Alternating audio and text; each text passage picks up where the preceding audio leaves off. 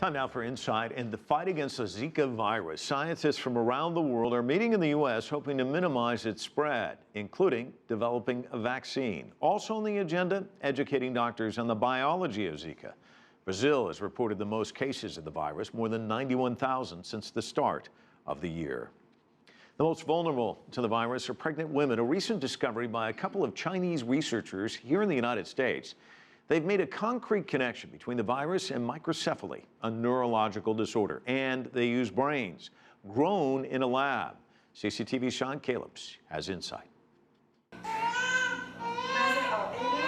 By now, the pictures coming out of Latin America are as familiar as they are heartbreaking.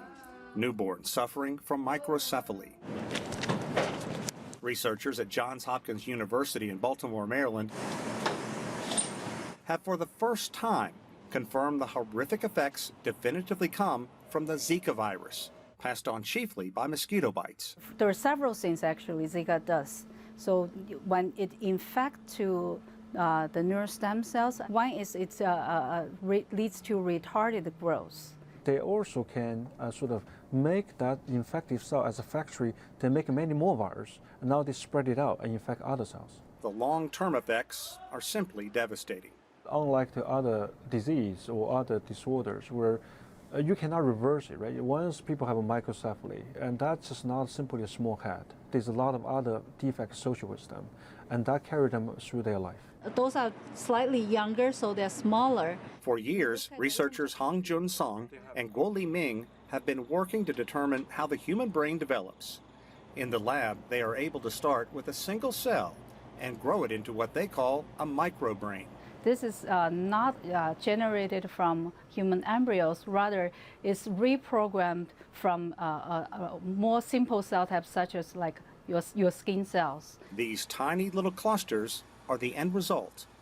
The cells, in essence, mimic the makeup of the human brain, and the two have turned that into their advantage. We have a bunch of them in there. Each of this one are the individual microbrains. Ming and Song have been introducing the Zika virus to the microbrains at various stages of development. We can actually model the Zika infection at different time points. For example, we have tested at different time points that we tested Zika infection at early first trimester.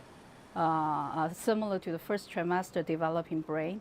Well, we found it striking. You only need to give an exposure of 24 hours of Zika virus to this model, and you have a very dramatic effect. And the reason for that is because, and the viruses are so smart, they make the neural stem cell as their factory.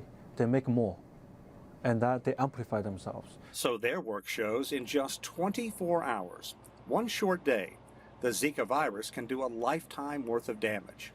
It may look as though Song and Ming work well as a team, and there's a reason. Originally from Nanchang in southeastern China, they've been married more than 20 years. They have 2 children, including a talented 17-year-old who has illustrated covers of more than half a dozen publications in which they've published papers. As you can see here, he did this in 2008. The scientists have done one part, confirmed what had been suspected. But in many ways, they say their work is just beginning.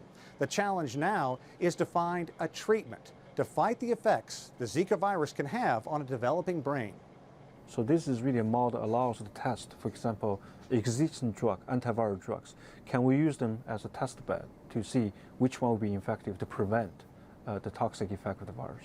And you've had some success? We hope. So we think we have several hits, but really this needs additional confirmation.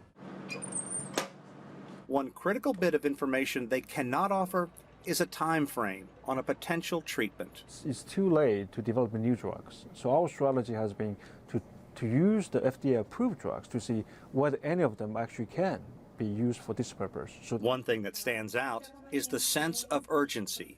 It took just 4 months to tie the virus to microcephaly, and now the race is on to find an effective treatment.